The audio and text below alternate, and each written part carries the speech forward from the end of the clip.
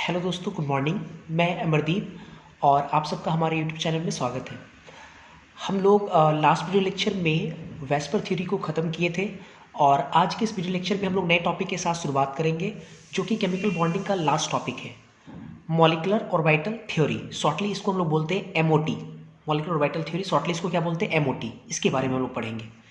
तो molecular orbital theory, सबसे पहला चीज़ ये कि मॉलिक्यूलर ऑर्बिटल जो थ्योरी है वो किसके द्वारा इंट्रोड्यूस किया गया है। तो जो मॉलिक्यूलर ऑर्बिटल थ्योरी वो हुन्स और मोलिकन के द्वारा 1932 में इंट्रोड्यूस किया गया है।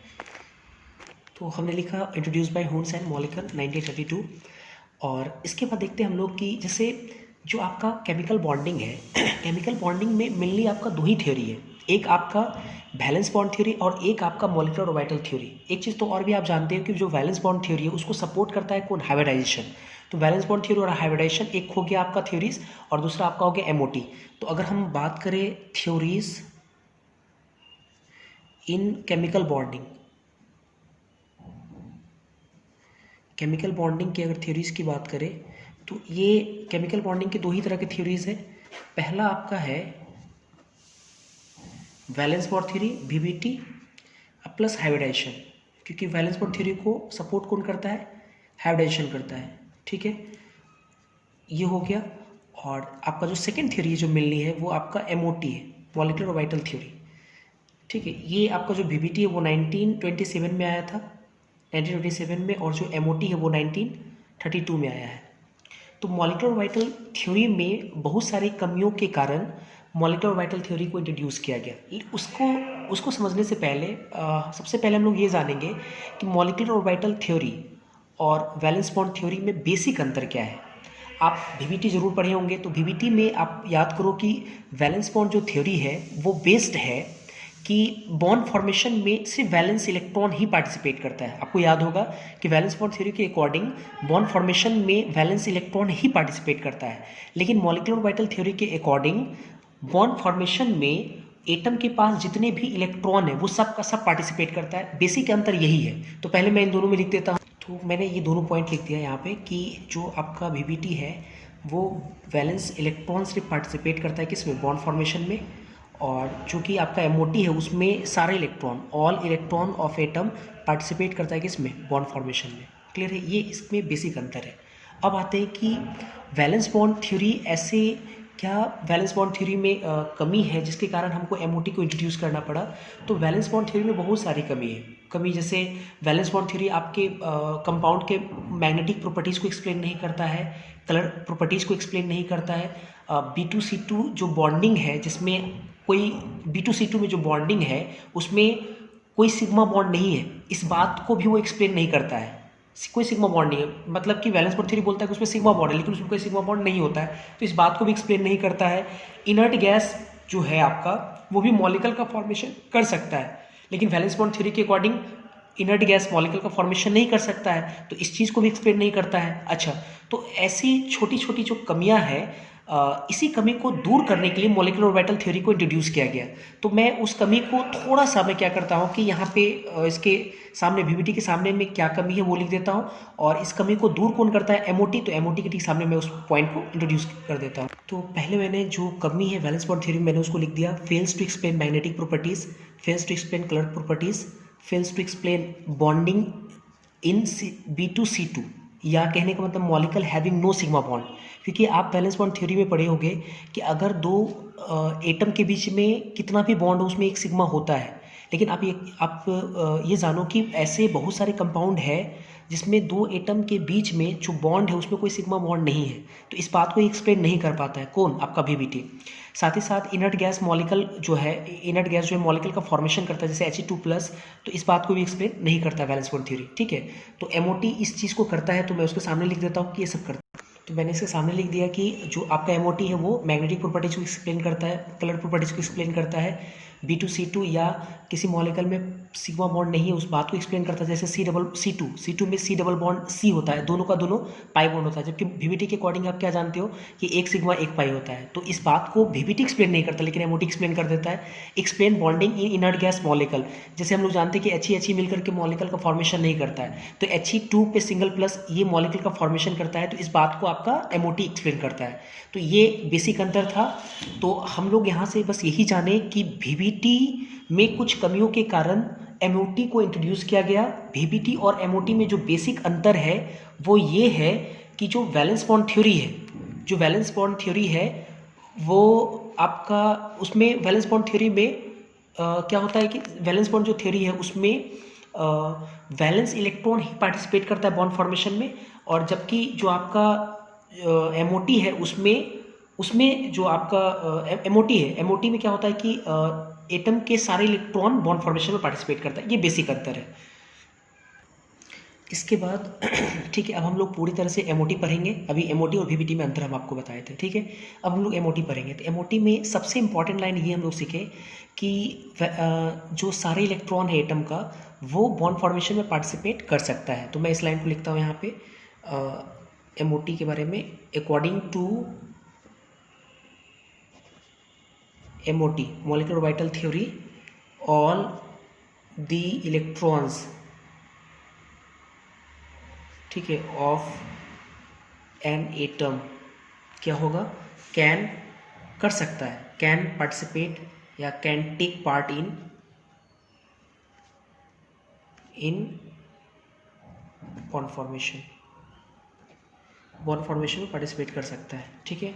और दूसरी सबसे इंपॉर्टेंट लाइन ये कि जब आप दो एटॉमिक ऑर्बिटल को मिक्स करोगे, या ऐसे समझो कि जब हम लोग एटॉमिक ऑर्बिटल को मिलाएंगे तो उससे आपका मॉलिक्यूलर ऑर्बिटल का फॉर्मेशन होगा, ठीक है। दो एटॉमिक ऑर्बिटल को जब हम लोग दो या दो से ज़्यादा एटॉमिक ऑर्बिटल को मिलाएंगे, या सिंपल एटॉमिक ऑर्बिटल को जब हम लोग मिलाएंगे तो मॉलिक्यूलर ऑर्बिटल का फॉर्मेशन होगा। तो एक बात ये सबसे इंपॉर्टेंट कि जितने आप एटॉमिक ऑर्बिटल को मिलाओगे उतने नंबर में ही आपका मॉलिक्यूलर ऑर्बिटल का फॉर्मेशन होगा। कुछ बच्चे ये सोच रहे होंगे सर आप एटॉमिक ऑर्बिटल पे क्यों आ गए, एटॉमिक ऑर्बिटल पे क्यों मिक्स कर रहे हैं। तो एक चीज़ बताओ, पहले MOT में हम लोग क्या सीखे कि इलेक्ट्रॉन जो है, एटम के सारे इलेक्ट्रॉन पार्टिसिपेट करता है बॉन्ड फॉर्मेशन में, और इलेक्ट्रॉन होता है किस में, एटॉमिक ऑर्बिटल में। तो अभी से जब एटॉमिक ऑर्बिटल में होता है तो एटॉमिक ऑर्बिटल को जब हम लोग मिलाएंगे, जितने एटॉमिक ऑर्बिटल को हम लोग मिलाएंगे उतने आपके मॉलिक्यूलर ऑर्बिटल का फॉर्मेशन होगा। देखो यहाँ मॉलिक्यूलर ऑर्बिटल का फॉर्मेशन होगा। जब हम हाइब्रिडाइजेशन पढ़े थे तो हाइब्रिडाइजेशन जो था वो मिक्सिंग का प्रोसेस, जिसमें हम लोग एटॉमिक ऑर्बिटल को मिलाते थे तो एक हाइब्रिड एटॉमिक ऑर्बिटल का फॉर्मेशन होता था, नॉट मॉलिक्यूलर ऑर्बिटल फॉर्मेशन होता था, याद करो वहाँ पे। तो यहाँ पे जितने एटॉमिक ऑर्बिटल को मिलाएंगे उतने ही मॉलिक्यूलर ऑर्बिटल का फॉर्मेशन होगा, क्योंकि यहाँ पे मॉलिक्यूलर ऑर्बिटल बनेगा, ठीक है। तो लिख सकते हैं हम लोग यहाँ पे ये कि नंबर ऑफ, सबसे इंपॉर्टेंट लाइन है ये, molecular orbitals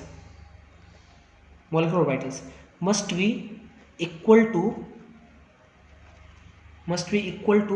number of atomic orbitals participated,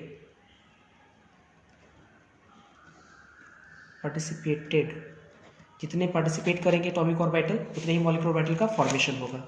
अब थोड़ा समझते हैं। जैसे मान लो कि हमने एटॉमिक ऑर्बिटल लिया, ठीक है, atomic orbital AO plus AO, atomic orbital को मिक्स किए। तो एटॉमिक ऑर्बिटल को जब मिक्स करेंगे तो किसका फॉर्मेशन होगा, according to molecular orbital theory के अकॉर्डिंग क्या फॉर्मेशन होगा, मॉलिक्यूलर ऑर्बिटल फॉर्मेशन होगा। अब आते हैं, जैसे हमने आपको कहा कि जितने हम एटॉमिक ऑर्बिटल को मिक्स करेंगे, अगर मान लो कि दो एटॉमिक ऑर्बिटल को मिक्स करते हैं, 2AO, दो एटॉमिक ऑर्बिटल को मिक्स करेंगे तो मॉलिक्यूलर ऑर्बिटल का फॉर्मेशन कितना होगा, 2 मॉलिक्यूलर ऑर्बिटल का फॉर्मेशन होगा। दो मॉलिक्यूलर ऑर्बिटल में, अच्छे से, दो मॉलिक्यूलर ऑर्बिटल में यहाँ सीखने को है, एक आपका होगा बॉन्डिंग मॉलिक्यूलर ऑर्बिटल, एक बनेगा क्या आपका बॉन्डिंग, B मतलब बॉन्डिंग मॉलिक्यूलर ऑर्बिटल, BMO। अब प्लस एक जो बचेगा वो होगा आपका एंटी बॉन्डिंग मॉलिक्यूलर ऑर्बिटल, तो 1 एंटी बॉन्डिंग मॉलिक्यूलर ऑर्बिटल, ठीक है। दो एटॉमिक ऑर्बिटल को मिक्स करेंगे, दो मॉलिक्यूलर ऑर्बिटल बनेगा, और उन दो मॉलिक्यूलर ऑर्बिटल में एक आपका बॉन्डिंग होगा और एक आपका एंटी बॉन्डिंग मॉलिक्यूलर ऑर्बिटल होगा। उसी प्रकार से अगर 3 है, देखो ऑड है, 3 है, 3 एटॉमिक ऑर्बिटल को अगर मिक्स करेंगे तो 3 मॉलिक्यूलर ऑर्बिटल बनेगा। 3 में अब देखो आपका एक बॉन्डिंग, हमेशा बॉन्डिंग और एंटी बॉन्डिंग बराबर बनेगा, तो 3 तो दो बराबर हम बांट नहीं सकते हैं, तो एक आपका बनेगा बॉन्डिंग मॉलिक्यूलर ऑर्बिटल, एक बनेगा एंटी बॉन्डिंग मॉलिक्यूलर ऑर्बिटल, जो एक बचा एक बनेगा non bonding NB molecular orbital, non bonding molecular orbital, ऐसे बनेगा। जैसे अगर मान लो कि 4 एटॉमिक ऑर्बिटल को मिक्स करते हैं तो 4 मॉलिक्यूलर ऑर्बिटल बनेगा। 4 में आप ऑब्वियस 4 में तो बराबर हम बना सकते हैं, तो कौन बनेगा, 2 bonding molecular orbital plus 2 anti bonding molecular orbital. ध्यान रखो कि जब ऑड नंबर में अगर आप मिक्स करते हो तब जाकर के नॉन बॉन्डिंग मॉलिक्यूलर ऑर्बिटल का फॉर्मेशन होगा। इस बात को ध्यान रखेंगे। सबसे इंपॉर्टेंट चीज़ ये कि सर हम कैसे समझेंगे कि बॉन्डिंग मॉलिक्यूलर ऑर्बिटल बनेगा और एंटी बॉन्डिंग मॉलिक्यूलर ऑर्बिटल कब बनेगा, बॉन्डिंग कब बनेगा और एंटी बॉन्डिंग कब बनेगा। तो ये डिपेंड करता है कि आप जब कंबाइन कराते हो तो ऑर्बिटल का कॉम्बिनेशन किस फेज में होता है, किस फेज में कॉम्बिनेशन होता है। जैसे हम लोग VBT में पढ़े थे कि हमेशा एटॉमिक ऑर्बिटल का जो कॉम्बिनेशन होगा ना वो सेम फेज में होगा। याद करो, सब पढ़ाया वहाँ पे, सेम फेज में होगा तो आपका क्या बनेगा, मॉलिक्यूलर ऑर्बिटल बनेगा। ठीक है, सेम फेज में होगा तो उससे बॉन्ड फॉर्मेशन होगा। यही हम लोग पढ़े थे। अब यहाँ पे थोड़ा हम लोग अच्छे से सीखेंगे इन चीज़ों को कि अगर हम लोगों दो एटॉमिक ऑर्बिटल को अगर हम कंबाइन कराते हैं, कॉम्बिनेशन कराते हैं दो एटॉमिक ऑर्बिटल को, तो आप कॉम्बिनेशन दो तरीके से करा कर सकते हो। एक तरीका है कि आप उसको सेम फेज में कॉम्बिनेशन कराओ, एक तरीका है कि अपोजिट फेज में कॉम्बिनेशन कराओ। अगर आप सेम फेज में कॉम्बिनेशन कराओगे तो उससे बनने वाला जो एटॉमिक ऑर्बिटल होगा, सॉरी मॉलिक्यूलर ऑर्बिटल होगा, वो आपका बॉन्डिंग मॉलिक्यूलर ऑर्बिटल बनेगा। और अगर अपोजिट फेज में कराएंगे तो उससे बनने वाला जो मॉलिक्यूलर ऑर्बिटल होगा वो आपका कैसा बनेगा, एंटी बॉन्डिंग मॉलिक्यूलर ऑर्बिटल बनेगा। देखते हैं जरा, देखो मैं क्या कहना चाह रहा हूँ। एक्चुअली जैसे सेम फेज, जैसे मान लो वेव, जैसे ये है वेव का ऐसे है, ठीक है, ये मान लो कि ये प्लस माइनस, नीचे वाला माइनस मान लिए, प्लस सेम फेज में कराते हैं। अगर मान लो ये प्लस ये माइनस, अगर मान लो हमने लिखा same phase combination, same phase combination, same phase में कॉम्बिनेशन अगर होता है तो सेम फेज में अगर कॉम्बिनेशन होता है मतलब प्लस प्लस के साथ जाएगा, माइनस माइनस के साथ कॉम्बिनेशन, तो आपको नहीं लगता एम्पलीट्यूड बढ़ेगा, इसका एम्पलीट्यूड बढ़ जाएगा, नीचे वाला का एम्पलीट्यूड बढ़ जाएगा, ये प्लस ये माइनस ये बढ़ेगा। तो ये जो बनेगा आपका अगर सेम फेज में कॉम्बिनेशन अगर हम कराएंगे दो एटॉमिक ऑर्बिटल को। अच्छा, दो एटॉमिक ऑर्बिटल को कॉम्बिनेशन हम वेव के फॉर्म में क्यों दिखा रहे हैं, आपको ये भी याद होगा कि इलेक्ट्रॉन ऑर्बिटल में कौन होता है, इलेक्ट्रॉन। ठीक है, और इलेक्ट्रॉन कहीं ना कहीं आपका एक प्रकार का वेव है, क्योंकि इलेक्ट्रॉन का स्पीड काफ़ी ज़्यादा है, इलेक्ट्रॉन का साइज मतलब मास भी बहुत कम है, काफ़ी लाइटर पार्टिकल है। तो आप याद होगा डीवल नेचर वगैरह सब पढ़ाएं तो कहीं ना कहीं वेव के फॉर्म में घूमता है।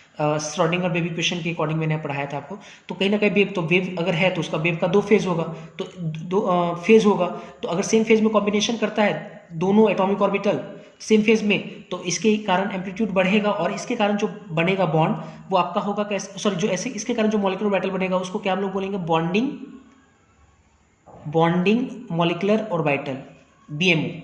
और बॉन्डिंग मॉलिक्यूलर ऑर्बिटल बढ़ेगा तो इसका मतलब कि पोटेंशियल एनर्जी क्या होगा, पोटेंशियल एनर्जी क्या होगा, सॉरी PE, पोटेंशियल एनर्जी क्या होगा, घटेगा। पोटेंशियल एनर्जी घटेगा, क्यों घटेगा पोटेंशियल एनर्जी, क्योंकि बॉन्ड का फॉर्मेशन हो रहा है तो पोटेंशियल एनर्जी घटेगा। और अगर पोटेंशियल एनर्जी घटेगा तो इसका मतलब क्या, अट्रैक्टिव फोर्स डोमिनेट हो रहा होगा। तो हम लिख सकते हैं अट्रैक्टिव फोर्स आर डोमिनेटिंग। सीखने को है ये सब, ठीक है, छोटी छोटी बातें अपने को सीखने को अभी है, ठीक है, फिर उसके बाद ये सब चीज़ें आसान हो जाएगी। तो बॉन्डिंग मॉलिक्यूलर ऑर्बिटल का फॉर्मेशन होगा, बॉन्ड बनेगा, पोटेंशियल एनर्जी घटेगा, और पोटेंशियल एनर्जी घटने का मतलब क्या हुआ कि कहीं ना कहीं सिस्टम में अट्रैक्शन फोर्स डोमिनेट हुआ होगा, तो अट्रैक्टिव फोर्स आर डोमिनेटिंग। फिर आते हैं वाइल, अगर हम अपोजिट फेज में ओवरलैप कराते हैं, अपोजिट फेज में, ठीक है, अपोजिट फेज मतलब ये आपका प्लस माइनस, और ये जो आपका अपोजिट फेज देने का मतलब हुआ ये माइनस ये प्लस करना पड़ेगा, अपोजिट फेज में कराएंगे। तो अपोजिट जब फेज ओवरलैप कराएंगे, अपोजिट फेज कॉम्बिनेशन लिखते हैं, कॉम्बिनेशन अगर होता है तो इसके कारण क्या होगा आपका, इसके कारण क्या होगा कि एंटी बॉन्डिंग मॉलिक्यूलर ऑर्बिटल का फॉर्मेशन होगा, एंटी बॉन्डिंग मॉलिक्यूलर ऑर्बिटल का फॉर्मेशन होगा, ठीक है।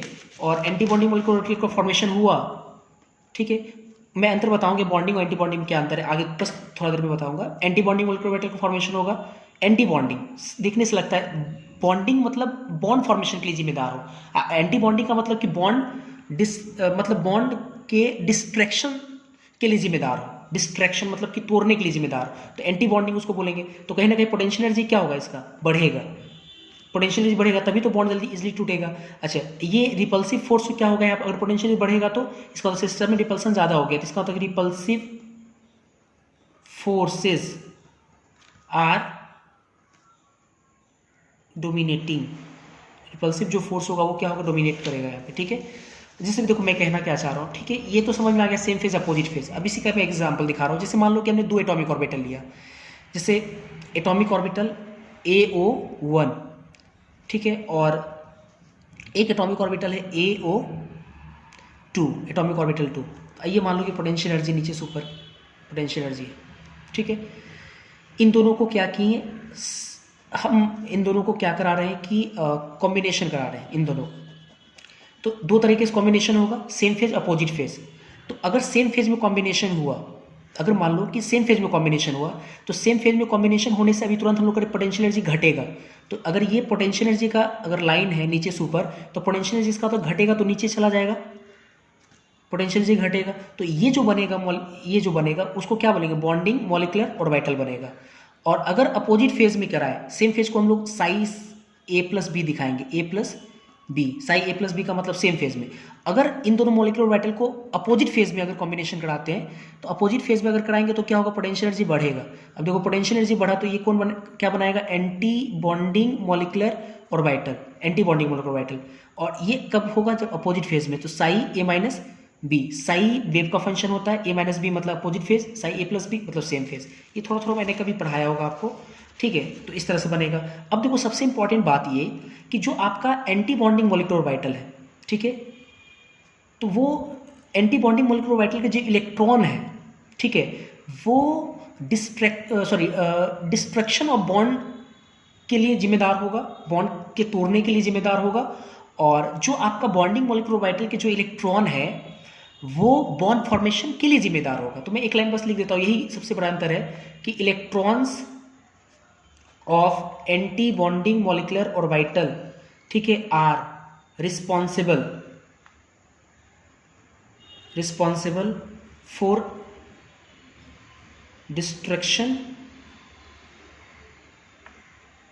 Distraction of bond.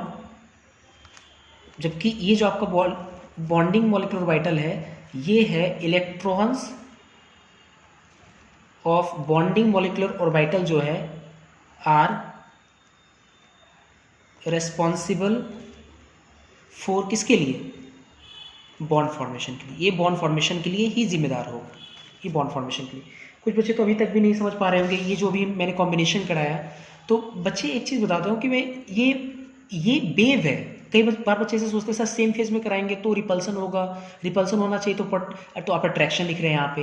तो एक चीज़ बताओ, ये आपका चार्ज नहीं है, ये आपका फेज है। वेव में फेज का कॉम्बिनेशन अगर आप फिजिक्स में अगर पढ़े होंगे तो ये सब फिजिक्स का एरिया, अगर आप फिजिक्स में बहुत अच्छे से अगर साउंड वेव ये सब पढ़े होंगे तो आप लोग को बहुत अच्छे से क्लियर होगा कि अगर सेम फेज में कराते हैं तो अट्रैक्शन होता है, और अगर अपोजिट फेज में कराते हैं तो रिपल्सन होता है। तो अट्रैक्शन अगर होगा तब तो बॉन्ड फॉर्मेशन होगा, बॉन्डिंग मॉलिक्यूलर ऑर्बिटल होगा, पोटेंशियल एनर्जी घटेगा। और रिपल्सन होगा तो ऑब्वियस पोटेंशियल एनर्जी घटेगा।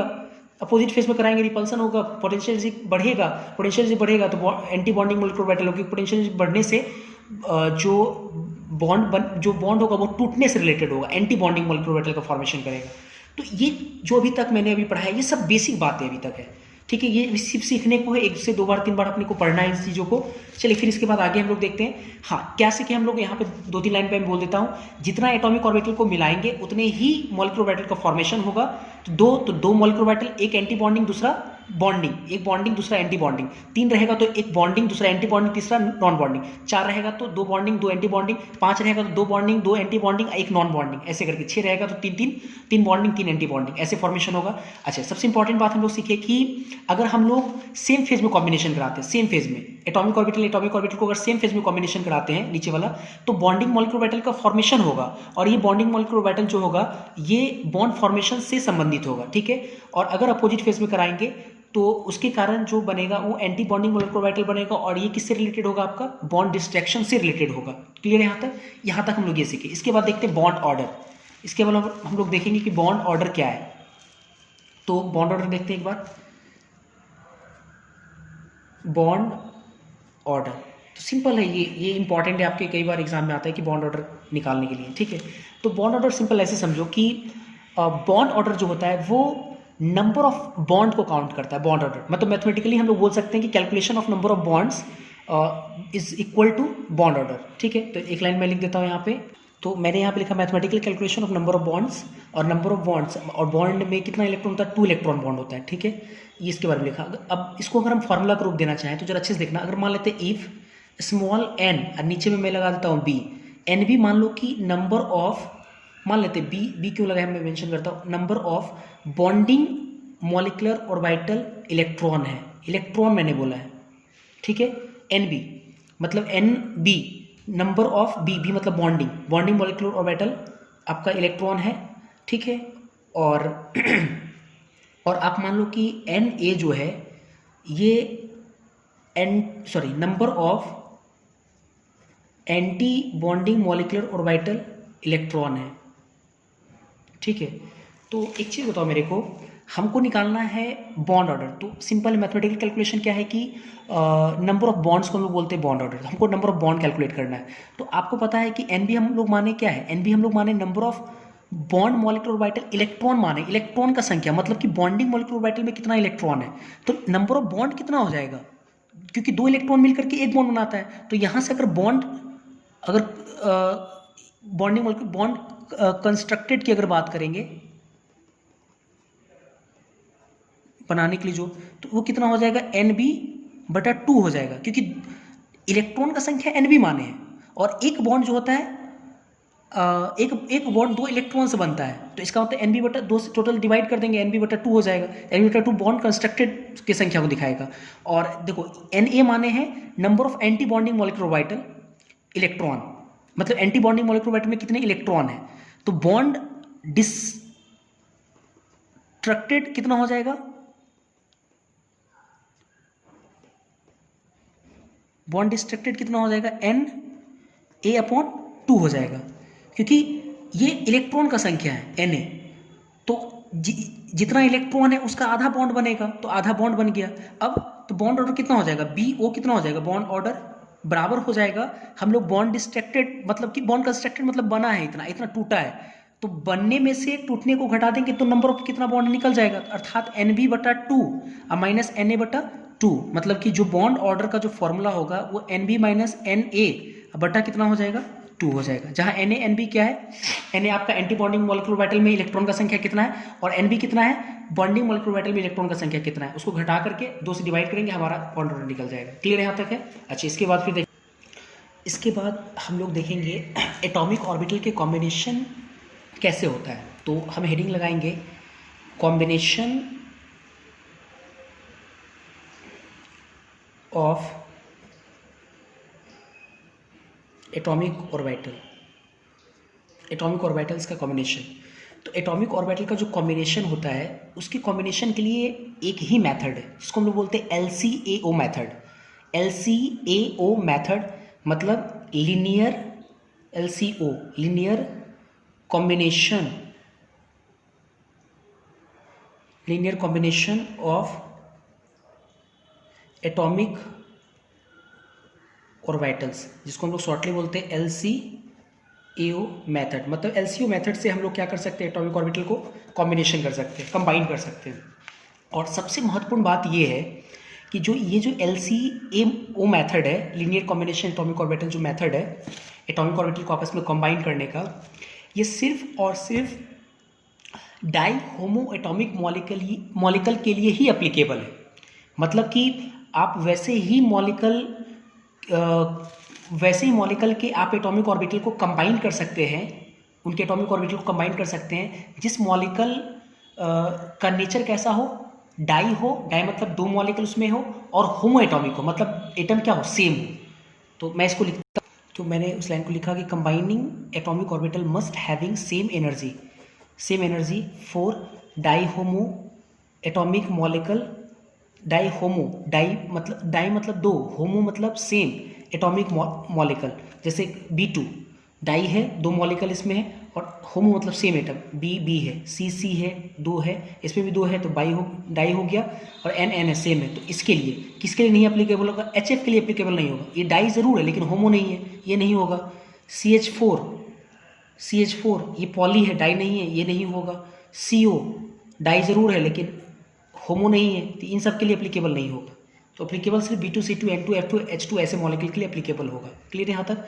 जैसे मैं ये कहना चाहता हूँ कि जैसे अगर ये पोटेंशियल एनर्जी का लाइन है PE, ठीक है, तो जो आप एटॉमिक ऑर्बिटल लाओगे उसकी एनर्जी क्या होना चाहिए, सेम होना चाहिए, उसी के लिए एप्लीकेबल है। तो एनर्जी सेम होने के लिए एटम कैसा होना चाहिए, सेम होना चाहिए, सेम एटम होना चाहिए, और दो ही एटम होना चाहिए, मतलब डाई होमो एटम ही होना चाहिए एटॉमिक ऑर्बिटल। इस तरह से इसको कॉम्बिनेशन हम लोग कराएंगे लीनियरली। तो ये लीनियर कॉम्बिनेशन सिर्फ और सिर्फ किसके लिए एप्लीकेबल है, जिन दोनों एटॉमिक ऑर्बिटल का एनर्जी सेम हो। तो मैंने यही लिखा है कि मस्ट हैविंग सेम एनर्जी, और सेम एनर्जी किसका होगा, for di homoatomic molecule के लिए होगा। क्लियर यहाँ तक। अब आते हैं ओवरलैपिंग का नेचर, मैंने पहले ही पढ़ा चुका हूँ कि अगर हम कॉम्बिनेशन करते हैं एटॉमिक ऑर्बिटल को, तो अगर कॉम्बिनेशन अगर एक्सियल ओवरलैप होता है तो सिग्मा बॉन्ड का फॉर्मेशन करेगा, आपको याद होगा। अगर मान लो कि एक्सियल ओवरलैप है दोनों एटॉमिक ऑर्बिटल के बीच में, अगर एक्सियल ओवरलैप होता है तो इसके कारण सिग्मा बॉन्ड बनेगा। दैट इज, इसको हम लोग इंड टू इंड में ओवरलैपिंग बोलते थे, इंड टू इंड, छोर से छोर, या face to face, face to face overlap. अच्छा, दूसरा लैटरल ओवरलैपिंग, लैटरल ओवरलैप। तो लैटरल ओवरलैप से किस बॉन्ड का फॉर्मेशन होता है, पाई बॉन्ड, जिसको हम लोग बोलते हैं that is side wise overlap, side wise overlap. ये थोड़ा सिखाया हुआ पहले से भी। और एक और था ओवरलैप, आपको याद होगा, सुपर इम्पोजिबल। तीसरा super imposable, super imposable of orbitals. कौन से एटॉमिक ऑर्बिटल का, हाई एनर्जी वाला, हाई एनर्जी मतलब डी एंड एफ की बात कर रहे हैं, high energy D and F, इसकी मैं बात कर रहा हूँ, D and F atomic orbital, ठीक है, डी एंड एफ। तो इस केस में आप याद करो, इससे क्या बनता था, डेल्टा बॉन्ड का फॉर्मेशन होता था, डेल्टा बॉन्ड, ठीक है, डेल्टा बॉन्ड का फॉर्मेशन होता था। ये हम लोग पहले जानते हैं। अब हम लोग क्या करते हैं कि बहुत सारे एटॉमिक ऑर्बिटल को लाएंगे और उसको आपस में कंबाइन कराएंगे और देखेंगे, बहुत सारी इन्फॉर्मेशन देखेंगे कि कैसा बॉन्ड बनता है, मॉलिक्यूलर ऑर्बिटल में एंटी बॉन्डिंग बनेगा, बॉन्डिंग बनेगा, नोडल प्लेन वगैरह भी सब पढ़ाया हुआ, उसको भी हम लोग डिस्कस करेंगे। तो ये वाला पार्ट काफ़ी, इसके बाद वाला जो पार्ट है वो काफ़ी इंपॉर्टेंट होने वाला, और इससे यकीन मानो कि आपके जी एडवांस में भी इस पर क्वेश्चन आता है, ठीक है। तो इस पर हम लोग देखेंगे। और सबसे अच्छी बात ये है कि एमओटी जो है, एरिया एक तो छोटा है, और जितना ही क्वेश्चन मैं आपको कराऊंगा उतने ही क्वेश्चन में एग्जाम जो है रिपीट करता रहता है, इसमें ज़्यादा क्वेश्चंस नहीं बन सकता है, ये जान लो, ठीक है। इसलिए थोड़ा अगर सही ढंग से प्रैक्टिस कर लिया जाए तो आपका एमओटी से 1 से 2 सवाल आता है हर साल, क्वेश्चन 100% बनेगा, आसान भी है। देखेंगे ज़रा इसको। चलो, तो हम कुछ एटॉमिक ऑर्बिटल लेकर के उसको आपस में ओवरलैप करा कर देखते हैं कि कैसा आपका मॉलिक्यूलर ऑर्बिटल बनेगा या एंटी मॉलिक्यूलर ऑर्बिटल बनेगा, है ना, या बॉन्डिंग मॉलिक्यूलर ऑर्बिटल, उस पर हम लोग विचार करेंगे। तो सबसे पहले हम लोग देखते हैं ए नंबर में 1s ओवरलैप कराते हैं, 1s एटॉमिक ऑर्बिटल और प्लस 1s, ठीक है, atomic orbital overlap, atomic orbital overlap, ठीक है, 1s और 1s। आपको याद होगा 1s का जो शेप होता है, अर्थात s का जो शेप होता है वो स्फेरिकल होता है, ये तो क्लियर है, स्फेरिकल होता है। तो ये आपका 1s एटॉमिक ऑर्बिटल, ए लिख देता हूँ मैं शॉर्टली यहाँ पे। ये दूसरा आपका, ये भी क्या है, 1s, ये भी आपका क्या है, 1s एटॉमिक ऑर्बिटल, ठीक है। अब इन दोनों को हमको क्या करना है, कंबाइन कराना है। तो हम लोग कॉम्बिनेशन 2 फेज में करा सकते हैं, लेकिन सबसे इंपॉर्टेंट बात है कि आप, ठीक है, 2 फेज में ज़रूर कराओगे, मतलब एक बार सेम फेज में, एक बार अपोजिट फेज में। लेकिन उससे पहले हमको ये जानना है कि आप इन दोनों एटॉमिक ऑर्बिटल को कौन से एक्सिस, इसके न्यूक्लियस के कौन से एक्सिस पे ला करके उसको ओवरलैप करा रहे हो, ठीक है, क्लियर है यहाँ तक। अच्छा, एक चीज़ मेरे को एक चीज़ बताओ कि इन दोनों के बीच में कैसा ओवरलैप होगा, हमेशा एक्सियल ओवरलैप होगा, ठीक है, लेटरल तो हो नहीं सकता है, तो हम इसको बोल सकते हैं एक्सियल ओवरलैप, एक्सियल ओवरलैप। किसके अलोंग, किसी भी एक्सिस के अलोंग कराओ, सब एक्सियल ओवरलैप ही होगा।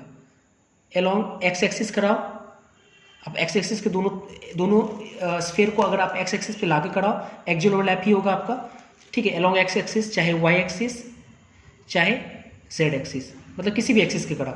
और इंटरन्यूक्लियर एक्सिस आपका क्या होगा, जब अगर आप एक्स एक्सिस पे लाते हो तो internuclear axis, IN internuclear axis जो होगा आपका, इंटरन्यूक्लियर लिख करके डैश लगा देता हूँ, एक्स एक्सिस, इंटरन्यूक्लियर एक्सिस चाहे एक्स रहे, इस केस में इंटरन्यूक्लियर एक्सिस चाहे वाई रहे, वाई एक्सिस रहे, इंटरन्यूक्लियर एक्सिस जेड रहे, जेड एक्सिस।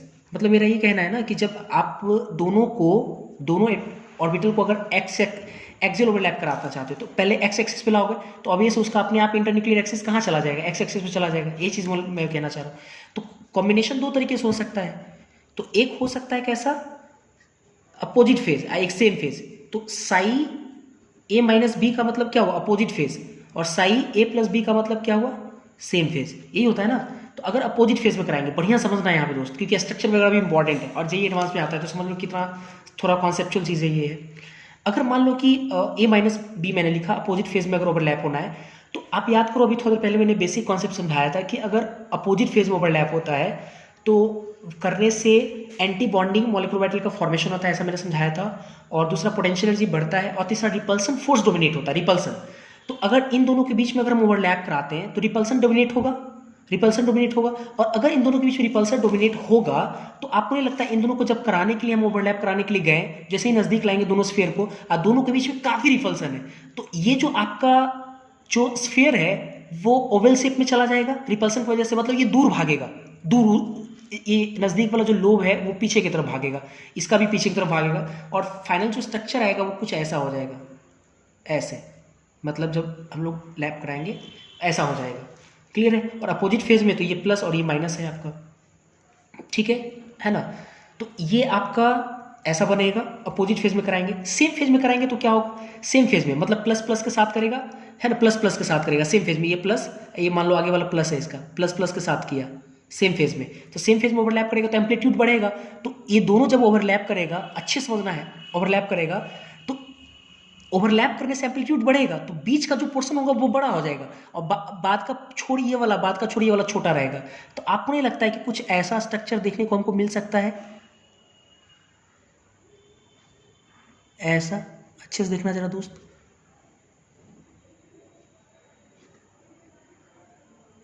ऐसा मिल सकता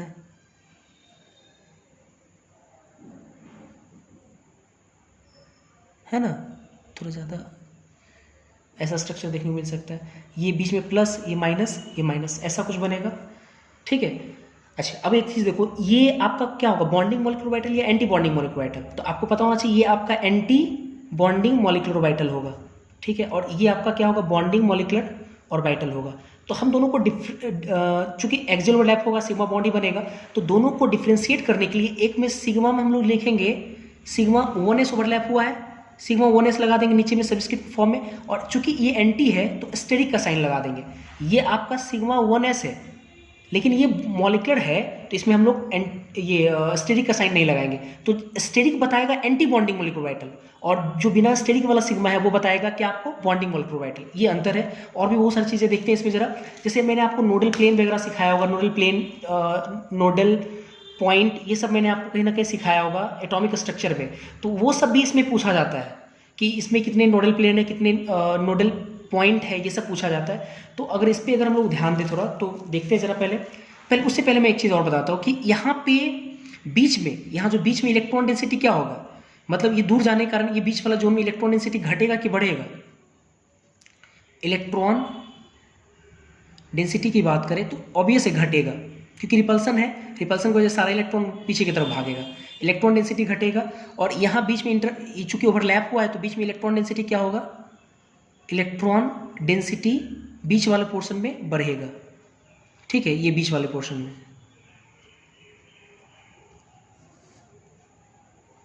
ठीक है, ऐसे बढ़ेगा। और क्यों बढ़ेगा, एक्चुअली क्यों इलेक्ट्रॉन डेंसिटी घटा, तो हम एक लाइन लिख सकते हैं कि एक्चुअली रिपल्सिव जो फोर्सेस है आर डोमिनेटिंग, एक लाइन यहाँ पे लिख देते हैं। और यहाँ पे क्या हो रहा है, एक्चुअली अट्रैक्टिव ना, attractive forces are dominating, attractive force वहाँ पे डोमिनेट कर जा रहा है। क्लियर है। तो ये रही बात। अब आते हैं जरा, एक चीज़ है जो आता है जिसको हम लोग बोलते हैं नोडल प्लेन या नोडल प्लेन, एक होता है नोडल पॉइंट। नोडल प्लेन मैंने आपको पढ़ाया होगा कि नोडल प्लेन एक इमेजिनरी प्लेन जिसको हम लोग अगर इंटरन्यूक्लियर जोन से पास करें, इंटरन्यूक्लियर जोन मतलब न्यूक्लियस के ठीक बीचों बीच, एक चीज़ बताओ, जब हम लोग एटॉमिक स्ट्रक्चर पढ़े थे तो वहाँ पे न्यूक्लियस से पास कराते थे, क्योंकि वहाँ पे एटम होता था, तो एटम में एक न्यूक्लियस होता है, लेकिन यहाँ पे मॉलिक्यूल होगा ना, क्योंकि दो एटॉमिक ऑर्बिटल मिलेगा तो एक मॉलिक्यूलर ऑर्बिटल बनाएगा। तो यहाँ पे इंटरन्यूक्लियर जोन बोलेंगे, मतलब कि जो न्यूक्लियस है, एक से ज़्यादा न्यूक्लियस होगा, तो एक से ज़्यादा न्यूक्लियस के बीच वाला रास्ता, जोन, उससे अगर हम पास कराते हैं और पास कराने पे अगर तकरीबन इलेक्ट्रॉन पाए जाने की संभावना क्या हो, जीरो हो, तो उसको हम लोग बोलेंगे क्या, नोडल प्लेन है वहाँ पे। तो ये देखो, इसमें आपका नोडल प्लेन है, यहाँ पे देखो ये वाला पोर्शन पे नोडल प्लेन है। देखो ये दोनों एटॉमिक ऑर्बिटल है, जब दोनों को मिलाए, इसका न्यूक्लियस यहाँ पे, इसका न्यूक्लियस यहाँ पे, तो इन दोनों का इंटरन्यूक्लियर जोन कौन होगा, बीच वाला। तो बीच वाला जब आप प्लेन यहाँ जब पास कराओगे तो क्या ये आपका नोडल प्लेन नहीं होगा, नोडल प्लेन, तो ये आपका नोडल प्लेन होगा, नोडल प्लेन। तो यहाँ पे नोडल जो प्लेन है, नोडल प्लेन का संख्या कितना होगा, तो एक होगा। लेकिन इसमें नोडल प्लेन नहीं मिलेगा आपको, इसमें नोडल प्लेन बिल्कुल नहीं मिलेगा, क्योंकि कहीं से इंटरन्यूक्लियर जोन है भी, कहीं से भी अगर तुम पास कराओगे बीच से भी, तो यहाँ पे इलेक्ट्रॉन पाए जाने की संभावना ज़्यादा है, तो कट करेगा, तो अभी से नहीं मिलेगा नोडल प्लेन, ये एक मिलेगा इसमें। नोडल प्लेन में थोड़ा सा डिफाइन करके यहाँ लिख देता हूँ। तो यहाँ पे मैंने एक डिफिनेशन लिख दिया नोडल प्लेन का, जो बच्चे भूल गए होंगे उसको ध्यान दिलाते। एक इमेजनरी प्लेन को पास कराएंगे, कहाँ से, इंटरन्यूक्लियर जोन से, ये इंपॉर्टेंट है। और ऐसा करने से अगर इलेक्ट्रॉन डेंसिटी क्या हो, तकरीबन जीरो हो, अप्रॉक्सीमेटली जीरो इलेक्ट्रॉन डेंसिटी, तो ऐसे प्लेन को हम लोग क्या बोलेंगे, नोडल प्लेन। तो इसमें मिल रहा है और सब में नहीं मिल रहा, ठीक है। और फिर आगे देखते हैं हम लोग, ये तो आपका था क्या, फर्स्ट हम लोग देखिए 1s ओवरलैप। हम लोग बी नंबर देखते हैं अब, एस पी जेड ओवरलैप देखते हैं, 1s P Z, 1s plus P Z overlap देखते हैं, ठीक है। 1s और पी जेड के बीच में अगर ओवरलैप करते हैं तो कैसा होगा, ठीक है। अगर मान लेते हैं कि 1s और पी जेड में जब ओवरलैप करते हैं, तो उस कंडीशन में मान लो कि इंटरन्यूक्लियर जोन जो है ना, IN इंटरन्यूक्लियर जोन, मतलब कि दोनों का जो न्यूक्लियस है, सॉरी इंटरन्यूक्लियर जोन नहीं, इंटरन्यूक्लियर जो इंटरन्यूक्लियर मैं कहना चाह रहा हूँ, इंटरन्यूक्लियर जो एक्सिस होगा, दोनों का जो न्यूक्लियस का किस एक्सिस पे रखा उसकी बात कर रहे हैं। अगर मान लो कि जेड एक्सिस है, जेड एक्सिस, इंटरन्यूक्लियर एक्सिस कैसा हो, जेड एक्सिस, मतलब एस और पी जेड के बीच ओवरलैप करा रहे हैं, और दोनों का न्यूक्लियस कहाँ रख करके, जेड एक्सिस पे रख कर करा रहे हैं, ठीक है।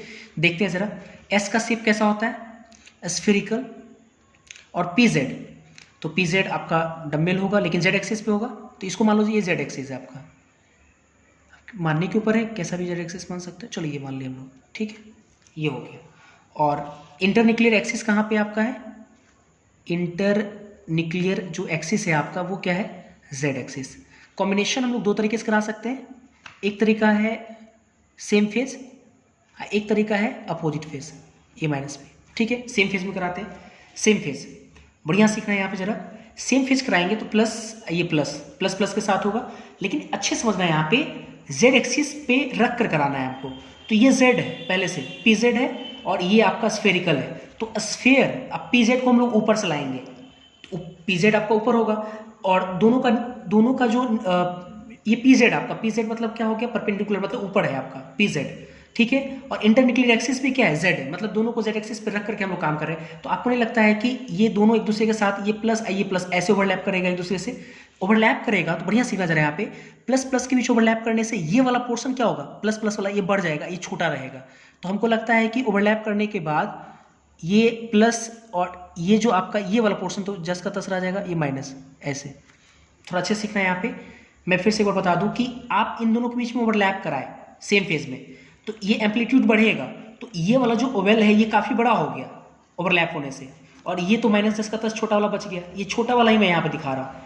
और ये वाला जो है आपका सेम साइज वाला, ये इसका साइज क्या हो गया, बड़ा हो गया एस के साथ ओवरलैप करने के बाद, तो ये बनेगा, ठीक है। और अगर अपोजिट फेज में अगर ओवरलैप कराते हैं अपोजिट फेज में, तो इन दोनों के बीच में रिपल्सन होगा, रिपल्सन की वजह से ये स्फीयर क्या हो जाएगा, ओवल शेप में चला जाएगा, रिपल्सन होने की वजह से ओवल शेप में चला गया, ऐसे चला जाएगा। और ये भी रिपल्सन अगर इन दोनों के बीच में हो रहा है तो यहाँ रिपल्सन होगा, तो ये वाला पीछे की तरफ जब भागेगा रिपल्सन की वजह से, तो बाद वाला जो ओवेल है, ये जो ओवेल है ये बड़ा हो जाएगा, ये छोटा हो जाएगा। तो आपको नहीं लगता है ये छोटा ये बड़ा हो जाएगा, ऐसे हो जाएगा। और अपोजिट फेज में होने का मतलब है कि ये अगर मान लो कि प्लस है तो ये पक्का माइनस रहा होगा, ये प्लस रहा होगा, ऐसे कुछ करके बना होगा स्ट्रक्चर। अब आते हैं, ठीक है, ऐसा बनेगा। ये क्या होगा, बॉन्डिंग या एंटी बॉन्डिंग, तो बॉन्डिंग कैसे दिखाएंगे, सिग्मा। अब देखो दोनों डिफरेंट है, एक 1s है, ये 1p तो हो नहीं सकता है, तो इसको 2p मान लो, 2p हो सकता है, तो sigma 1s 2p, bonding molecular orbital है ये, और ये क्या हो जाएगा, एंटी बॉन्डिंग। तो sigma star 1s 2p anti bonding molecular orbital, ऐसे हम लोग बोलेंगे। आपको समझ में आ रहा है, इस तरह से हम लोग काम करेंगे। या 2s भी मान सकते हो, कोई दिक्कत नहीं, इसको 2s भी मान सकते हो, कोई बड़ी बात नहीं है, ठीक है। अब आते हैं इसमें नोडल प्लेन और नोडल पॉइंट की अगर बात करें हम, बढ़िया सीखना जरा यहाँ पे। तो इसमें क्या नोडल प्लेन मिलेगा, हाँ मिलेगा बिल्कुल। देखते जरा नोडल प्लेन, नहीं सॉरी नोडल प्लेन देखते जरा अच्छे से देखते हैं। नोडल प्लेन इसमें यहाँ नहीं मिलेगा, क्योंकि इंटरन्यूक्लियर जोन से पास होना चाहिए, दोनों के बीच से पास होना चाहिए, बीचों बीच पास होना चाहिए। तो हमको लगता है दोनों का बीच वाला पार्ट तो तकरीबन यहाँ पे आएगा, आप यहाँ से पास करा रहे हो। सोच कर देखो जरा अच्छे से, जैसे ऐसे समझो ना, इसका न्यूक्लियस, इस वाले का न्यूक्लियस यहाँ पे है, इस वाले का न्यूक्लियस यहाँ है, तो आप इन दोनों के न्यूक्लियस से बीच से पास करा रहे हो, ठीक है। तो देखो ये आपका नोडल प्लेन है,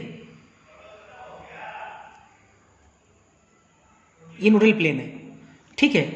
तो ये जो आपका होगा, ये वाला पॉइंट, ये वाला पॉइंट, ये नोडल प्लेन नहीं होगा, क्योंकि ये वाला जो है, ये P का न्यूक्लियस है, ये S का न्यूक्लियस यहाँ पे है। तो जो आप पास कर रहे हो तो न्यूक्लियस से पास करा दे रहे हो, जबकि दोनों न्यूक्लियस के बीच से पास कराते तब होता है इंटरन्यूक्लियर जोन।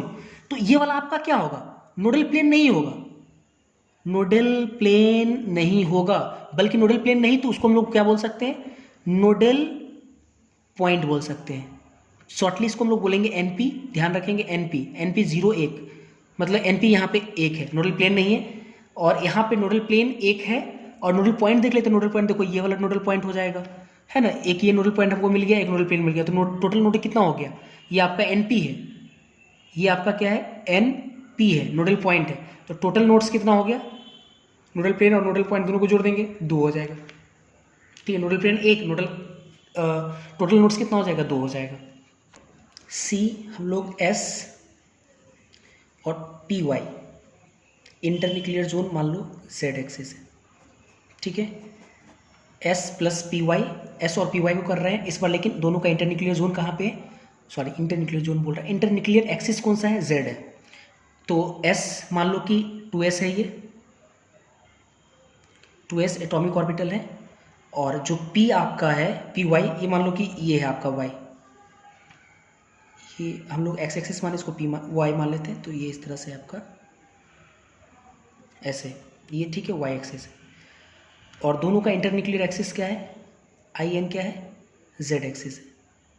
कॉम्बिनेशन दो तरीके से होता है, लेकिन एक चीज़ देखो जरा, अगर आप इसको सेम फेज में कॉम्बिनेशन कराते हो, सेम फेज में, ऑब्वियस है सेम फेज में कॉम्बिनेशन कराओगे तो, है ना, सेम फेज में अगर कराएंगे तो प्लस प्लस के साथ, तो आपको लगता है कि क्या इससे बॉन्ड हमारा बनेगा, क्योंकि कॉम्बिनेशन अगर होना है, कैसे थोड़ा समझना अच्छे से, ये y है, बढ़िया से देखना, बॉन्ड तो बन सकता है, लेकिन जो हम लोग इंटरन्यूक्लियर एक्सिस जो z ले रहे हैं उसके थ्रू नहीं बनेगा। कैसे देखते हैं, ये y है और ये s है, और इंटरन्यूक्लियर एक्सिस क्या रखना है, z। तो y आप ऐसे समझो, इसको x मान लिए, ऐसे ये y मान लिए, ये परपेंडिकुलर z मान लेते ऊपर नीचे, ये z है आपका, ठीक है। और ये y है आपका, स्फीयर है, और दोनों को लाना कहाँ पे, z एक्सिस पे लाना, तो z एक्सिस पे ऐसे ले आए, और ऐसे z एक्सिस के अलॉन्ग हमको कंबाइन करना है। z एक्सिस के अलॉन्ग अगर कंबाइन करना है तो आपको नहीं लगता है कि z एक्सिस के अलॉन्ग कंबाइन करेंगे तो वो इस तरह से कॉम्बिनेशन होगा, ऐसे कॉम्बिनेशन होगा। और ऐसे जो कॉम्बिनेशन हुआ, ना तो ये पूरी तरह से आपका एक्सियल कॉम्बिनेशन हुआ, और नहीं पूरी तरह से लेटरल कॉम्बिनेशन हुआ, नहीं पूरी तरह से ओवरलैप हो पा रहा है, सुपर इम्पोजिबल ओवरलैप हो रहा है। तो आप इसको सेम फेज में कराए चाहे अपोजिट फेज में कराए, आपका बॉन्ड बनेगा ही नहीं। तो इसको हम लोग बोलेंगे non bonding molecular orbital, NBMO, non bonding molecular orbital. Clear है, चाहे इसको सेम फेज में कराएं, चाहे A+B कराए तो पोटेंशियल एनर्जी ऑब्वियस से घटेगा, और चाहे इसको अपोजिट फेज में कराए, चाहे A-B कराए, तो इसमें बस पोटेंशियल एनर्जी आपका क्या होगा, बढ़ेगा, पोटेंशियल एनर्जी बढ़ेगा, लेकिन जो बनेगा वो नॉन बॉन्डिंग मॉलिक्यूलर ऑर्बिटल, अर्थात बॉन्ड नहीं बनेगा यहाँ पे। क्लियर है यहाँ तक। अच्छा, अब आते हैं जरा नेक्स्ट, ओवरलैपिंग के नेचर के आधार पर हम लोग देखें, PZ प्लस PZ ओवरलैप, और इंटरन्यूक्लियर एक्सिस मान लेते हैं Z एक्सिस है, इंटरन्यूक्लियर एक्सिस क्या मान लिए, Z एक्सिस, ओवरलैप, ठीक है। अब देखते हैं जरा PZ, तो मान लो कि Z ये परपेंडिकुलर आपका ये वाला है Z, ये आपका PZ, ये Z, और ये भी आपका क्या है PZ, ये भी आपका क्या है PZ। 2pz, क्योंकि 1p तो होगा नहीं, 2pz इन दोनों कॉम्बिनेशन। और इंटरन्यूक्लियर एक्सिस क्या है, z axis, in z axis, z axis, ठीक है। तो हमको लगता है कि z एक्सिस मतलब यही मान लो ऐसे z एक्सिस है, और दोनों का इंटरन्यूक्लियर एक्सिस को भी क्या लाना है, z पे लाना है, z पे लाना है। तो z पे लाने का मतलब ऐसे हम लोग लाएंगे, तो हमको लगता है कि ये z है, ये z है, तो है ना, अब दोनों को कॉम्बिनेशन करना, तो ऐसे कॉम्बिनेशन होगा। यार इमेजिन थोड़ा सा आप खुद करके देखो यार, है नहीं जगह करे आपको इमेजिन, ठीक है। तो अगर z एक्सिस अगर आप ऐसे माने, ये भी z एक्सिस माने हो, तो दोनों का इंटरन्यूक्लियर जो एक्सिस है वो z पे ला करके दोनों कंबाइन कराएंगे, तो आपको नहीं लगता है छोर से छोर ओवरलैप करेगा, एक्सिस एक्सिस एक्सियल ओवरलैपिंग हो जाएगा। करके एक बार देखना। तो हम इसको दो फेज में कराते हैं, सेम फेज में कराएंगे a प्लस बी, और अपोजिट फेज में कराएंगे तो a माइनस बी। तो सेम फेज में कराएंगे तो आपको नहीं लगता है कि जो प्लस प्लस ओवरलैप करेगा तो बीच वाला पोर्शन काफ़ी बड़ा हो जाएगा, है ना, बीच वाला ये दोनों करेगा तो सेम फेज में बड़ा हो गया, छोड़ ये छोटा रहेगा, ये वाला इधर जो छोड़ होगा ये छोटा होगा, तो बीच वाला आपका प्लस, इधर माइनस, ऐसा बन जाएगा, सही है। और जहाँ अगर हम लोग अपोजिट फेज में ओवरलैप कराए तो आपको नहीं लगता रिपल्सन की वजह से जो पहला वाला जो लोब है वो छोटा हो जाएगा, बड़ा वाला जो दूर वाला लोब है बड़ा हो जाएगा, अर्थात ऐसा हो जाएगा, रिपल्सन होगा तो नज़दीक वाला लोब काफ़ी छोटा हो जाएगा और दूर वाला लोब बड़ा हो जाएगा, ऐसा चला जाएगा, ठीक है। अपोजिट फेज तो प्लस माइनस माइनस प्लस ऐसे करके हो जाएगा, ठीक है। ऐसे करके हम लोग काम करेंगे। अच्छा अब आते हैं ज़रा बढ़िया सीखना ज़रा यहाँ पे।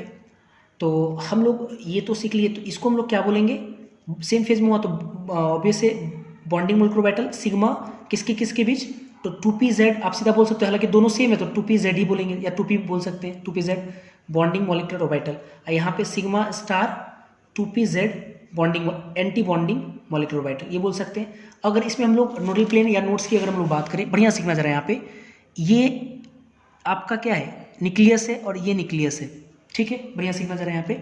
तो यहाँ से अगर आप नोडल प्लेन की कल्पना करोगे तो नोडल प्लेन आपको मिलेगा नहीं, क्योंकि बीचों बीच अगर पास कराएंगे इंटरन्यूक्लियर जोन कहा जाता है, बीच से पास करेंगे या तो ऐसे या तो ऐसे, तो आपको नहीं लगता है कि इलेक्ट्रॉन पाए जाने की संभावना बहुत अच्छा खासा आ जाएगा, हमको तो जीरो चाहिए, तो ये तो होगा नहीं। तो आप देखो ना यहाँ से अगर पास कराओगे तो न्यूक्लियस देखो पास कर रहा है, लेकिन वो इंटरन्यूक्लियर जोन नहीं हुआ, यहाँ से पास, ये आपका क्या होगा नोडल पॉइंट होगा, NP होगा ये दोनों। तो यहाँ पे टोटल नोट्स कितना हो जाएगा, इस केस में टोटल नोट्स जो होगा वो 2 हो जाएगा। और नोडल प्लेन अगर बोला जाएगा तो नोडल प्लेन तो 0 होगा, नोडल प्लेन आना भी। अच्छा यहाँ पे देखो इन दोनों के बीच से देखो ये न्यूक्लियस इनके बीच का रास्ता, ये बीच का जोन ये है, तो ये आपका नोडल प्लेन है, ठीक है। ये आपका देखो नोड्स भी है, मतलब कि नोडल पॉइंट भी है, NP भी है, देखो यहाँ पे NP। तो टोटल अगर हम लोग नोड्स की बात करें तो टोटल नोड्स कितना हो गया 3, 2 नोडल पॉइंट, एक नोडल प्लेन, 3 हो जाएगा। क्लियर है यहाँ तक है? हाँ जी, इसके बाद आते हैं जरा। अच्छा इसमें एक चीज़ और है, इसमें एक चीज़ और मैं बता देता हूँ, एक होता है गैरेड, एक होता है अनगैरेड। तो गैरेड अगर आप समझ गए तो अनगैरेड भी समझ में आ जाएगा। गैरेड का मतलब होता है कि सिमेट्री अगर है, उस स्ट्रक्चर में अगर सिमेट्री है तो उसको बोलेंगे गैरेड, और जिसमें सिमेट्री नहीं है उसको बोलेंगे अनगैरेड। तो ये जो आपका है ये वाला, ये गैरेड होगा ये वाला, क्योंकि स्ट्रक्चर सिमेट्री है ये, तो इसको हम लोग बोलेंगे गैरेड, GERADE, गैरेड फंक्शन है। और इसको हम लोग गैरेड को क्या करेंगे, साई जो भी फंक्शन आप दिखाते हैं नीचे में G लगा देंगे, साई G, तो ये गैरेड हो जाएगा। और ये जो आपका है वो अनगैरेड है, देखने से लगता है सर सिमेट्री मिलेगा, लेकिन आपको समझ में आना चाहिए छोटा वाला प्लस ये माइनस है, तो ये अनगैरेड है, ये आपका अनगैरेड फंक्शन होगा। और इसको हम लोग दिखाएंगे साई U, ये अनगैरेड है आपका, छोटी छोटी बात है लेकिन इंपॉर्टेंट है, ये अनगैरेड ऐसे करके, ठीक है। ये हो गया, आगे देखते हैं फिर हम लोग देखेंगे जैसे ये next PY plus PY overlap, और इंटरन्यूक्लियर एक्सिस मान लो कि Z है, बढ़िया से, और इम्पॉर्टेंट भी है, ये भी आता है एग्जाम में, PZ सॉरी PY।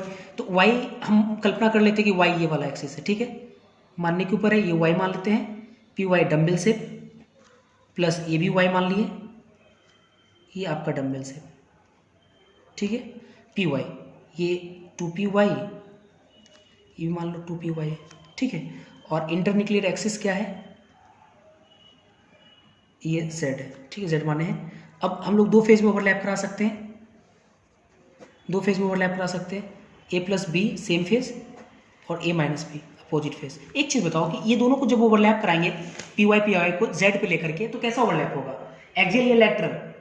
तो हम साफ साफ बोल सकते हैं कि साइड वाइज ओवरलैप होगा, मतलब लेटरल ओवरलैप होगा। आप करके देखो ना, ये z है, ये z है, अब y आप ये सॉरी y है, ये y है, z आपका परपेंडिकुलर है, दोनों को न्यूक्लियस कहाँ लाना है, z पे लाना है। तो इसका मतलब दोनों को एक दूसरे के ऊपर लाएंगे, लाकर जब ओवरलैप कराएंगे तो साइड वाइज ओवरलैप नहीं हो रहा है, या लेटरल ओवरलैप, लेटरल ओवरलैप अच्छे से समझना है। लेटरल ओवरलैप होगा तो सेम फेज में जब कराएंगे तो क्या होगा, ये प्लस है, ये माइनस, प्लस प्लस के कारण ओवरलैप होगा, तो ये बड़ा सा हो जाएगा प्लस, इसके बीच में ये तो है ही न्यूक्लियस है, यहाँ पे क्या हो जाएगा माइनस, ये प्लस ये माइनस, और बीच का जो है वो आपका क्या होगा, इंटर न्यूक्लियर जोन हो गया आपका बीच में, तो ये प्लस ये माइनस ऐसा स्ट्रक्चर बनेगा।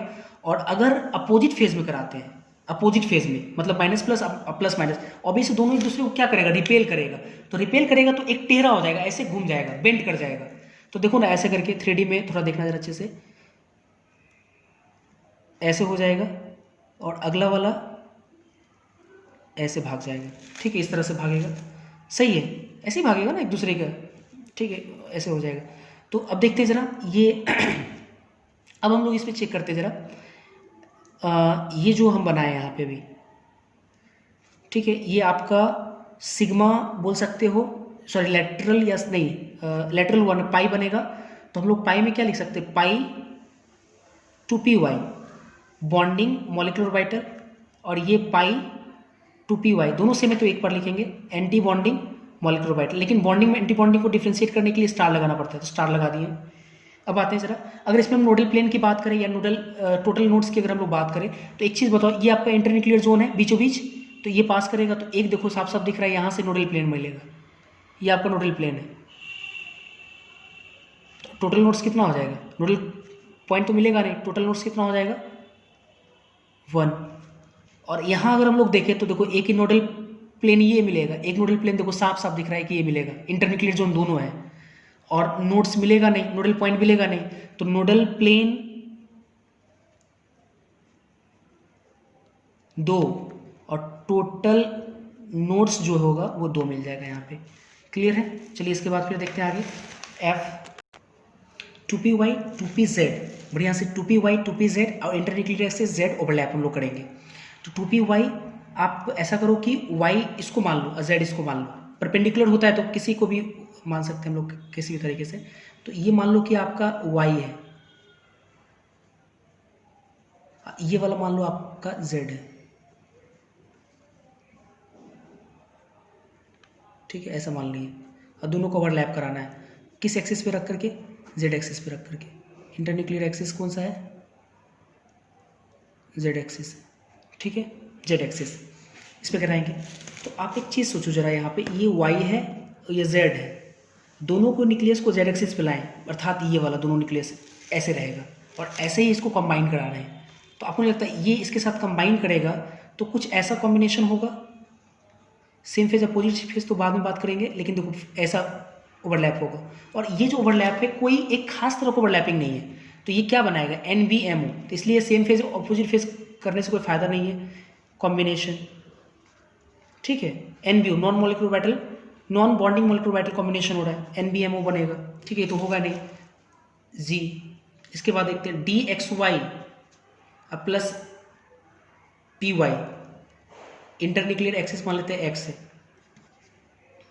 ओवरलैप कराते हैं, DXY आपको याद होगा, ये मान लो कि X है ये वाला आपका, और ये मान लो कि Y है, DXY ऐसा होता है, नॉन एक्सियल होता है ना, इस तरह से प्लेन पे होगा, और PY जो होगा Y एक्सिस के अलॉन्ग, तो ये आपका Y है,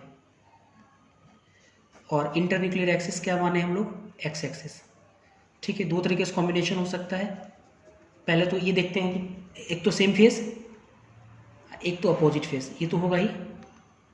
अच्छा, हमको ये देखना है कि ओवरलैपिंग का नेचर कैसा होगा, तो एक चीज़ बताओ, ये आपका y है, ठीक है, y है, ये y है, ये x है, तो x एक्सिस के लॉन्ग मतलब कि ऐसे लाएंगे हम लोग, ऐसे ऐसे ओवरलैप कराएंगे x एक्सिस के लॉन्ग, तो अगर ऐसे ओवरलैप करेंगे तो ये इसके साथ ओवरलैप करेगा इसके साथ, तो ओवरलैपिंग का नेचर कैसा है, लेटरल ओवरलैप है, ओवरलैप। अभी से पाई बॉन्ड बनेगा तो देखने से लग रहा है साफ साफ। तो कैसा होगा, पहले सेम फेज में कराएंगे तो ये दोनों ओवरलैप करके है ना, मैग्नीट्यूड बढ़ जाएगा उसका, एम्पलीट्यूड सॉरी बढ़ जाएगा, इसका भी बढ़ जाएगा। तो आपको नहीं लगता है कि कुछ स्ट्रक्चर ऐसा आ जाएगा, ये तो दोनों रहेगा, ये दोनों ऐसे, जो इस फेज में ये माइनस प्लस मान लो, सेम फेज में ना, तो प्लस माइनस, ठीक है, प्लस माइनस ऐसे करके तो ये हो जाएगा।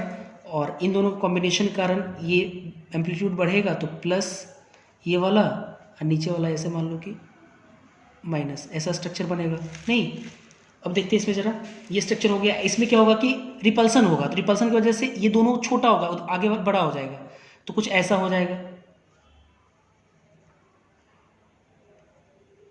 ऐसे जाएगा। और ये रिपल्सन की वजह से भागेगा तो बेंड करेगा उस साइड, रिपल्सन की वजह से साइज तो छोटा होगा नहीं, रिपल्सन शिफ्ट करेगा, ऐसा होगा, ठीक है। ये माइनस प्लस ऐसे करके ये वाला एक माइनस प्लस ऐसे लगा देते हैं। अब देखते हैं जरा इसमें, हाँ ये स्ट्रक्चर बनेगा, ठीक है। ये हम लोग बोलेंगे सेम फेज में के, तो बॉन्डिंग मॉलिक्यूलर ऑर्बिटल, तो पाई बॉन्ड बन रहा है लेटरल ओवरलैपिंग कारण, तो पाई, इसको हम लोग पाई क्या बोल सकते हैं, डी लगा के बोल सकते हैं ना, कितना लगाएंगे, पाई पी डी बोल सकते हैं, पी और डी को लगा रहे हैं तो pi P D bonding molecular orbital, और इसको pi star P D antibonding molecular orbital बोल सकते हैं, ठीक है। नोडल प्लेन या नोड्स की अगर बात करें तो इसमें देखो जरा अच्छे से, बढ़िया से देखना जरा, ये न्यूक्लियस और ये न्यूक्लियस, तो इसके बीच से देखो एक ये नोडल प्लेन हो सकता है, और इसके बीचों बीच देखो ये नोडल प्लेन हो सकता है, दो नोडल प्लेन। नोडल पॉइंट तो हमको मिलेगा कि नहीं मिलेगा, देखते जरा, नोडल, एक सेकेंड,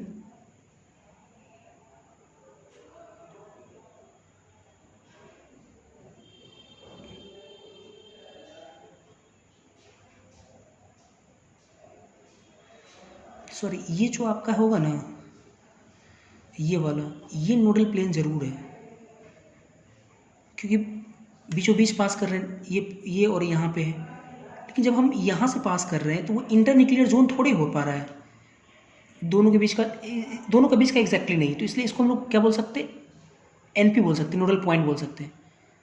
ये नोडल पॉइंट है, ये नोडल प्लेन है आपका। टोटल नोड कितना हो जाएगा, टोटल नोड्स 2 हो जाएगा, 2 टोटल नोड्स हो जाएगा, ठीक है। और इसमें अगर देखें, अब देखो ये और ये, तो इसके बीचों बीच यहाँ से आराम से पास कर सकते हैं हम लोग, ये नोडल प्लेन हो जाएगा आपका।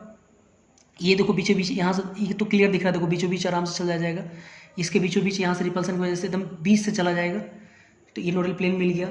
हाँ, ये आपका क्या हो जाएगा, एनपी हो जाएगा, ये एनपी हो जाएगा, ये नोडल प्लेन हो जाएगा, ये भी आपका नोडल प्लेन हो जाएगा।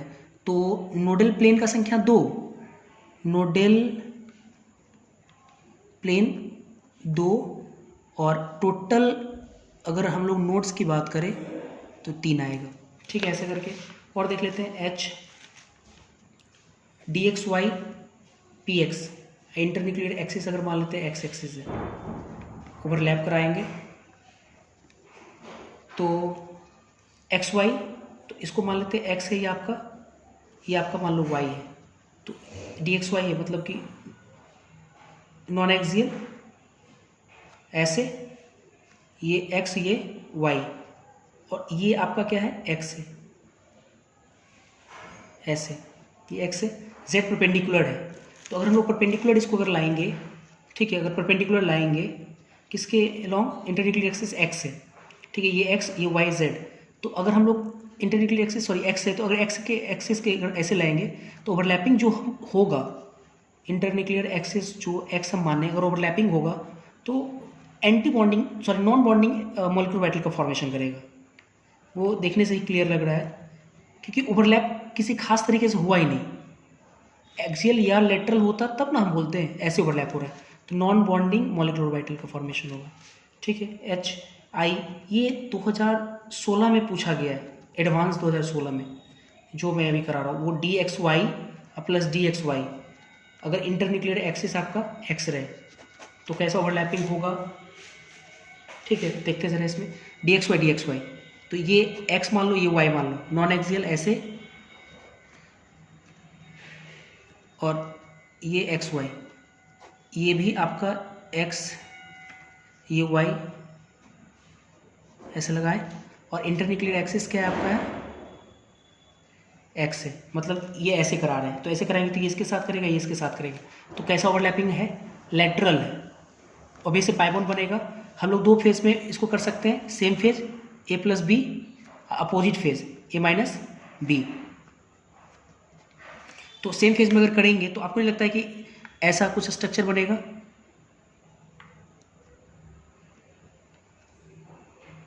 है ना, ऐसा बनेगा, इस तरह से स्ट्रक्चर बनेगा। क्लियर है, प्लस माइनस, है ना, माइनस प्लस, ये तो आपको अगर सेम फेज में प्लस माइनस, उसके बाद प्लस माइनस, ये सेम फेज में कराना है तो ये प्लस रखना पड़ेगा, माइनस, है ना, सेम फेज करने के लिए, तो ये बच क्या जाएगा, माइनस, ये वाला प्लस, तो कराएंगे तो देखो, तो प्लस वाला ये हो गया, माइनस वाला ये माइनस प्लस, यहाँ पे माइनस, ये वाला प्लस हो जाएगा। तो इसको क्या बोलेंगे, पाई, कौन कौन सा, D, pi D, D bonding molecular orbital बोल सकते हैं। और जब अपोजिट फेज में जब होगा तो रिपल्सन की वजह से नज़दीक वाला छोटा हो जाएगा, दूर वाला बड़ा हो जाएगा, तो ऐसा हो जाएगा, ऐसा हो जाएगा, है ना, ऐसा करके थोड़ा स्ट्रक्चर आप सही से देख लेना, ऐसा बन जाएगा। और इसमें अगर चेक करें हम लोग अपोजिट फेज में जो भी हो, अपने मन से फेस लगा दो, माइनस प्लस, प्लस माइनस ऐसे करके, तो ये आपका बनेगा जो कि pi star D D antibonding molecular orbital, ये बनेगा। इसमें अगर हम लोग नोडल प्लेन वगैरह अगर चेक करें तो आप देखो, गिनती कर लेते हैं हम लोग यहाँ पे, ये इंटरन्यूक्लियर जोन कहाँ से होगा आपका। अच्छा पहले एक चीज़ समझो, यहाँ पे क्या नोडल प्लेन है ये चेक करना अपने को।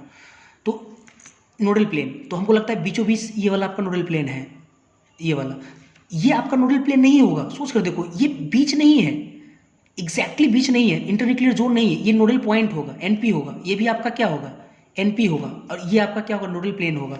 तो टोटल नोड्स कितना हो गया इस केस में, टोटल नोड्स हो जाएगा 3, और ये आपका क्या है, नोडल प्लेन है ये वाला, तो लिख देता हूँ नोडल प्लेन, ठीक है, ये हो जाएगा। नीचे वाले में अगर मैं देखूँ तो नोडल प्लेन कितना होगा, तो एक तो देखो बीचों बीच से यहाँ चला जाएगा ऐसे, एक यहाँ चला जाएगा, तो ये आपका हाँ, ये दो नोडल पॉइंट भी है, देखो अच्छे से, ये वाला नोडल पॉइंट है ये दोनों, तो ये एनपी, ये भी आपका क्या है, एनपी है, और ये क्या नोडल पॉइंट प्लेन है, तो 4 हो गया, कितना टोटल नोड्स कितना हो गया, टोटल नोड्स हो गया 4, टोटल नोड्स हो गया 4, प्लेन कितना हो गया, प्लेन हो गया 2 प्लेन है, 4 नोड्स है आपका, सॉरी मतलब टोटल 4 है आपका, ठीक है। नेक्स्ट देखते हैं, इसके बाद मैं बस ये समझ लो कि क्वेश्चंस और भी वेरी कर सकता है, मैं बस कुछ एग्जांपल दिखा रहा था, ऐसे बहुत सारे एग्जांपल हो सकते हैं। तो D X Y plus D X Y अगर मान लो ये है, और इंटरन्यूक्लियर एक्सिस अगर मान लो कि जेड है,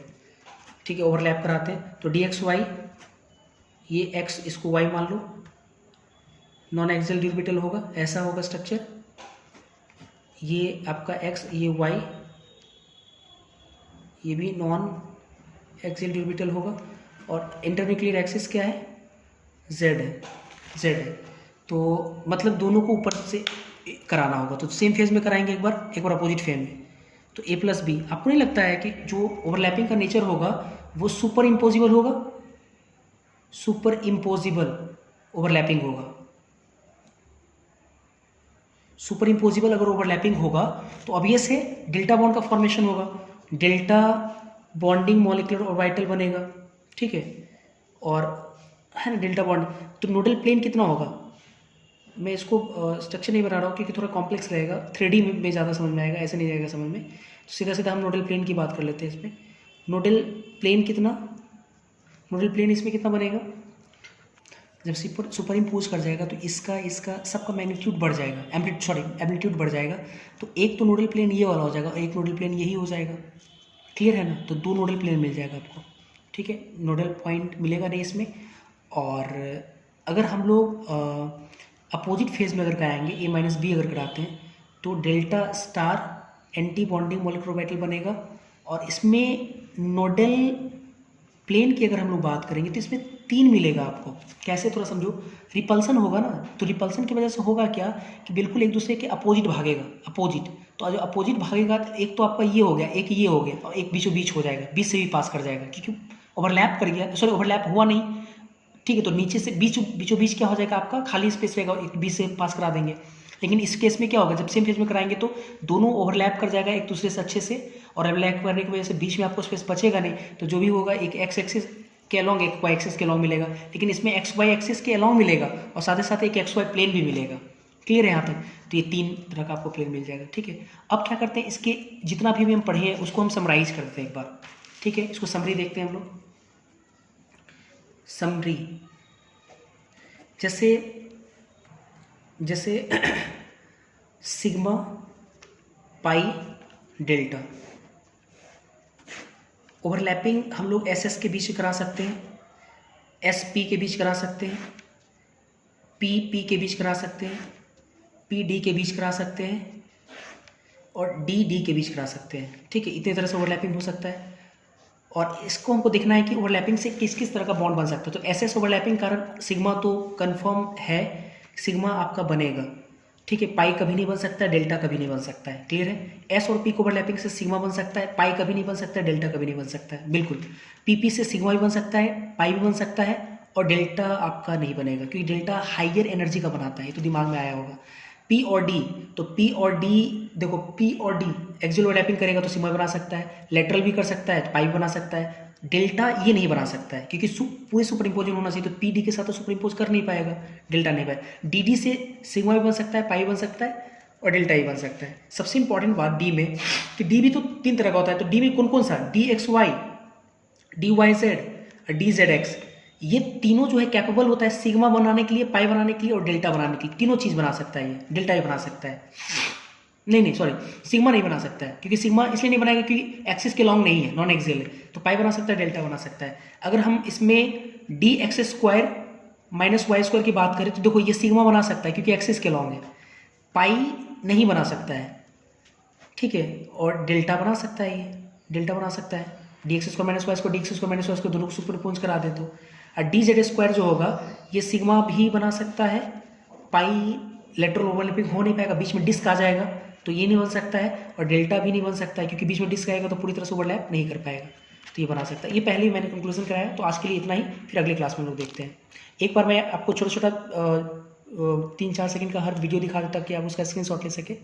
ये पहला पेज है आपका, फर्स्ट पेज, ये आपका सेकंड पेज है,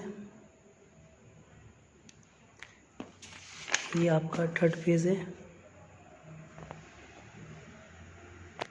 ये आपका फोर्थ पेज है, ये आपका फिफ्थ पेज है,